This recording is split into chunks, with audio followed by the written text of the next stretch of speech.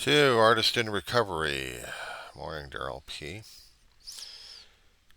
It's 6:21 on the West Coast time. It is the 7th of October, 2024. Weaver, John C. Roseman, California. The diary of a griever named John Weaver.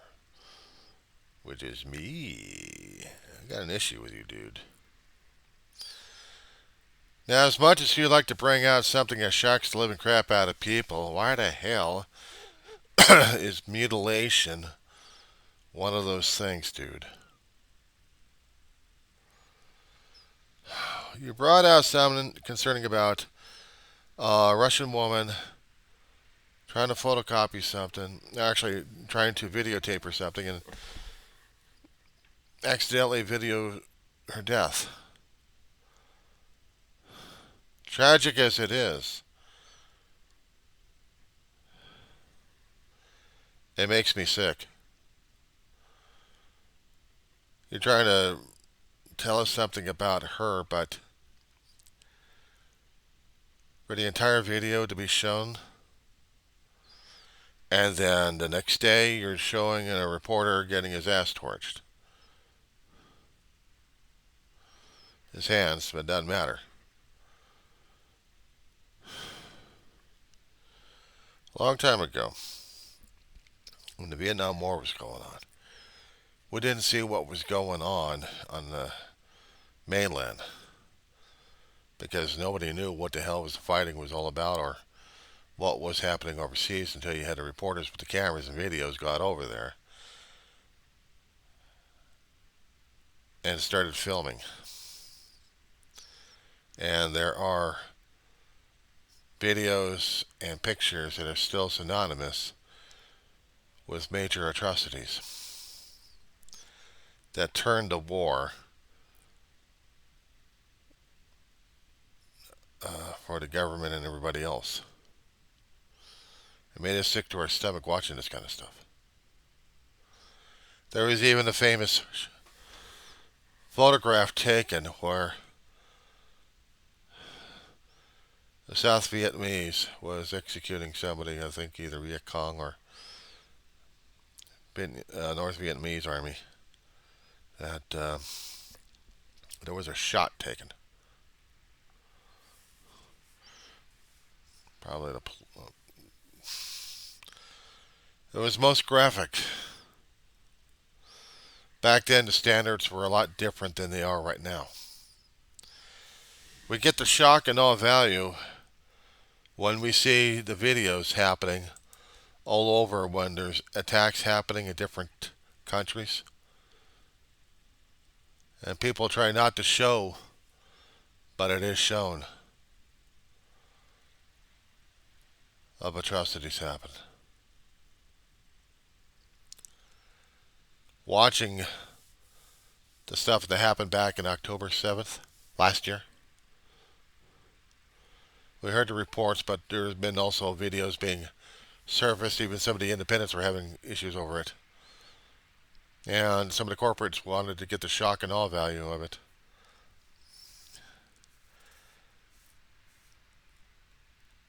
It's one thing reading about the damn stuff, but my question is, why are you inflicting it upon people? It's one thing talking about the story. And yes, I did see the information that you had. I saw the pictures. That was horrific enough as it is. Because I'd seen other horrific pictures throughout my lifetime like that.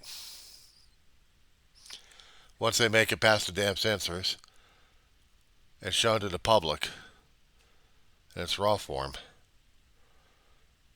it's nightmarish. It's gross. If you're trying to do a shock and awe, are you trying to join Trump in his idiocy? Or do you really want to show what atrocity is like? Is that what your message was? I didn't listen to it. I didn't want to listen to the story that you were concocting during that time. Because right after you did that video regarding a Russian woman just dancing around and having a good time, and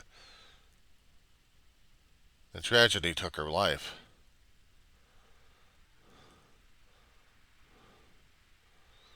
For me personally, no, I'm not. I'm not going to watch it. It's not that I didn't want to celebrate her life. Showing her death the way it is. No. And then going out there like a reporter. You're a reporter now. You're going to be reporting the news where you're going to show the tragedy without getting the full facts. You just go by TMZ, but you don't research the whole damn thing. You don't get enough context, perspective. But the perspective, you're doing shock and awe, and you're just like Trump. And the Trumplicans out there. I read the articles. Not enough context, dude. See, when they're going to be doing stories like this, they want to get as much fact and information as possible. We've seen daily pictures of people going through a tragedy of whatever they're going through. But there's always a story behind it.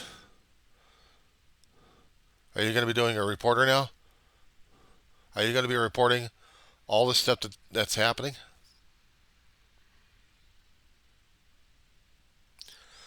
I have to keep pushing myself from channel to channel, local news to see what's going on. And they will warn people that this is graphic when they're going to be showing something ugly. And then we're captured by it because we want to see the ugly, and then we're revulsed and repulsed about it. And that's what's happening here.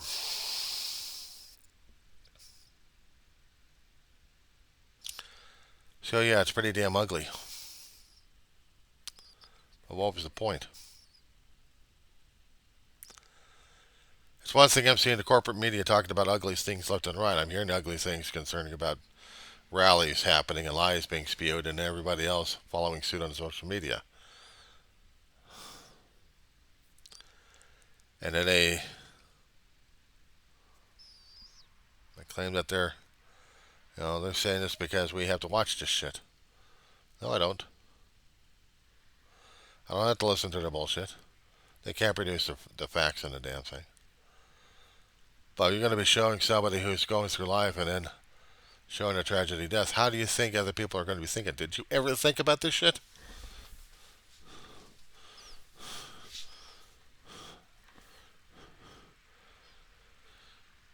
You wanted us to look at the person's eyes and facial stuff before they died.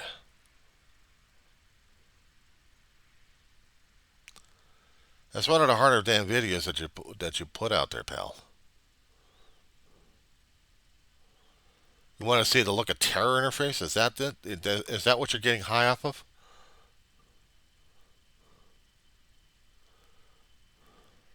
I don't even do that to people.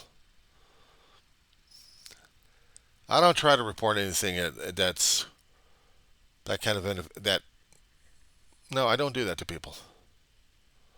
I don't want to show other people misery and destruction like that just to get a political or some kind of whatever they're going to be using and calling it these days.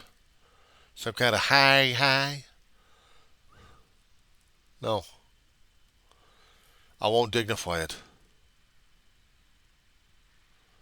Celebrating her life is one thing, showing that particular portion of it, if you're actually able to do editing on it.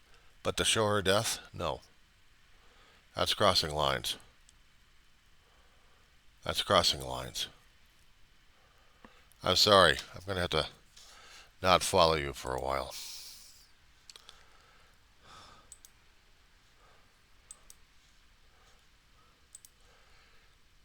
You've crossed lines. It's one thing you're talking about a recovery. Is another thing talking about somebody else having recovery issues. And you'll probably gossip about that because you want the numbers, you want the money.